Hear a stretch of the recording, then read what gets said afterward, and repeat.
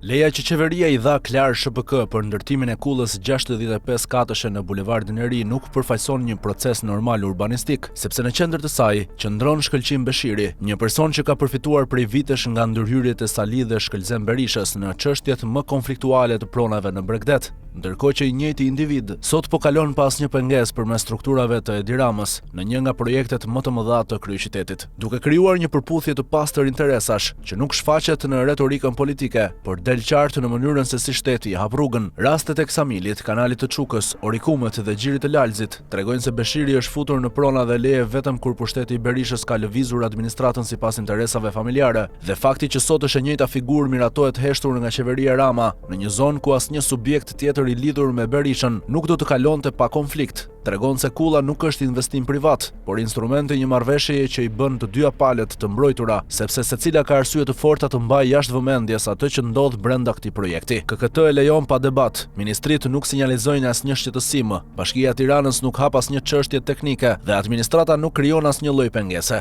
Gjë që nuk ndodh asnjëherë me subjektet që nuk kanë mbështetje politike, dhe kjo sjellje e njëtrajtshme e institucioneve krijon provën më të qartë se projekti I Beshirit nuk ecën mbi kapacitetin e kompanisë, por mbi një dakordsi të heshtur midis Ramës dhe Berishës, e cila e lejon qarkullimin e kapitalit, që nuk kërkon transparencë dhe që përdor ndërtimin shumë katësh si mjet për të zhvendosur para dhe për të mbyllur detyrime të vjetra politike. Kjo kullë, e cila në dokumente paraqitet si projekt privat, në praktik funksionon si një pikë takimi mes dy poleve që publikisht shfaqen si kundërshtarë, por që bashkëpunojnë në çdo rast ku prona, leja dhe paraja krijojnë interes të përbashkët, dhe fakti që një person I lidhur kaq fort me familjen Berisha merr hyrje të plotë në territorin urban të kontrolluar nga Edi Rama e konfirmon se pazari nuk zhvillohet në sallë parlamenti, por në lejet që kalojnë në heshtje.